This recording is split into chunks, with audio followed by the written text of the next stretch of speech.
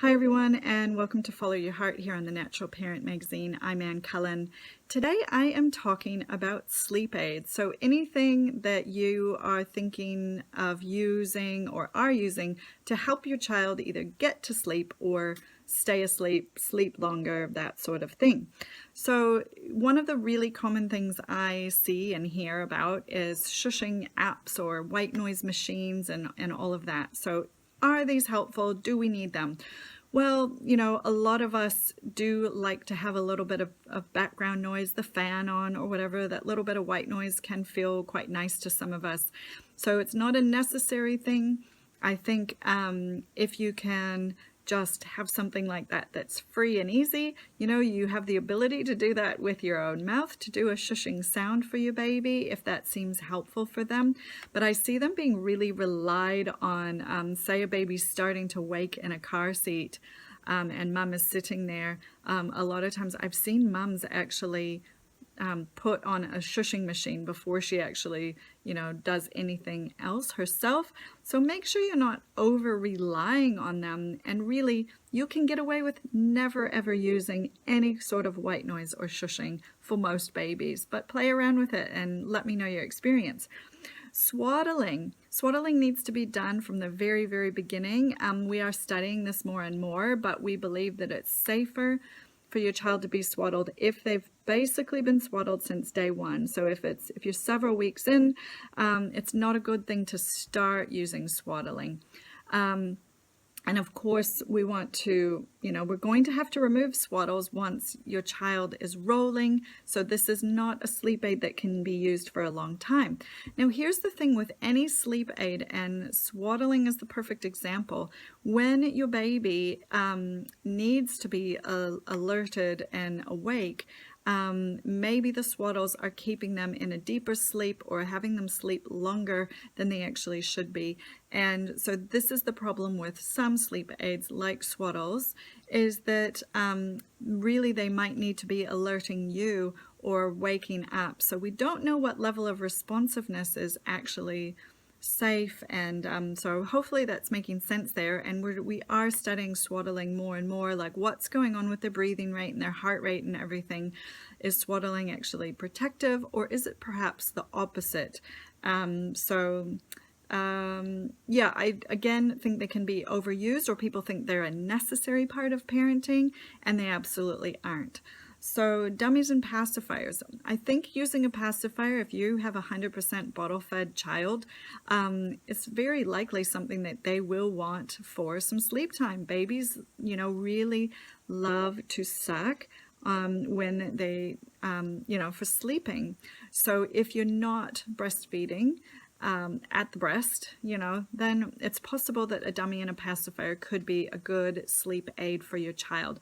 Otherwise, I'd really consider them carefully, because I get a lot of mums who are trying to stop using them because they've started using them, and they need to have the dummy put in their mouth all night long.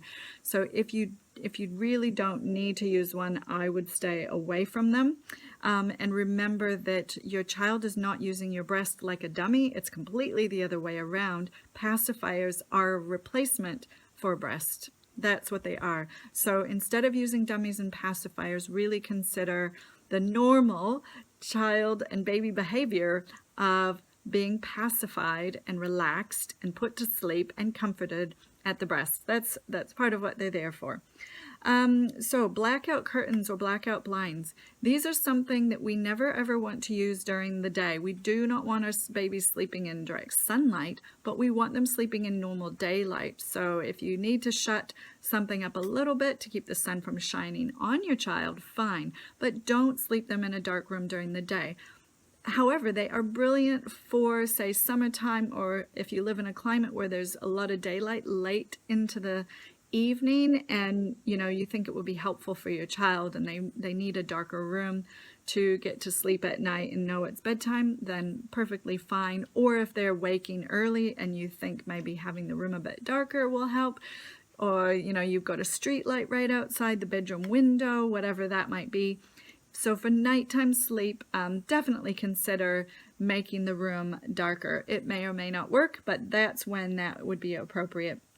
So on the line of lights, we do need to consider how light the environment is. So how many lights you have turned on for your child. Is that affecting their ability to go to sleep? And using red lights at night rather than blue lights or white lights can be really good for that.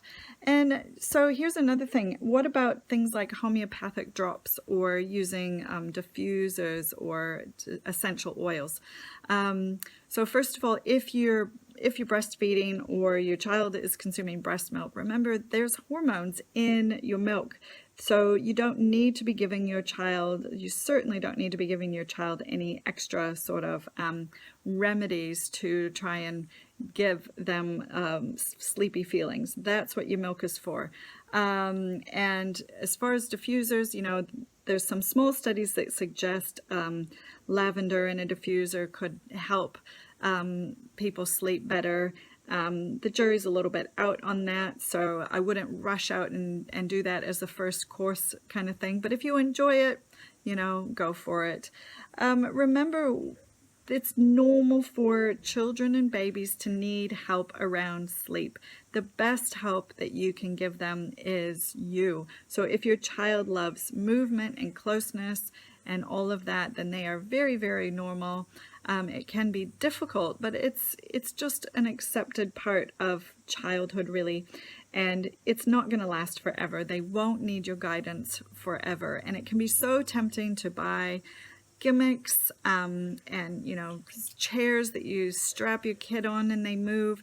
You know, we really need to consider what your child is actually expecting, which is to be held and comforted and moved by you, not some gimmicky thing that you can buy, and including things where you strap your child, wedges that you use in beds.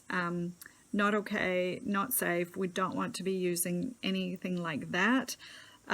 So if you've got some experiences about what kind of sleep aids you've used and how they've worked, I would love to hear about that. But mostly what your child needs is to feel safe and secure.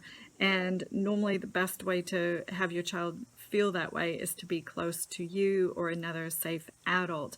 And also remembering, if you are obsessing about different ways to get your child to fall asleep without your help or to extend their sleeps or link sleep cycles, it's very possible your child just isn't ready to do that. They're not ready to go to sleep at that time. They're not ready to link their sleep cycles and have you not helping them.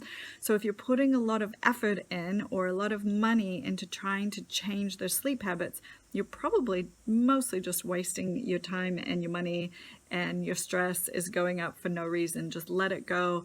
Let them just naturally find their rhythms. If you need more support on sleep, of course, look at some of the past videos and join me Friday to ask your questions. Bye for now, everyone.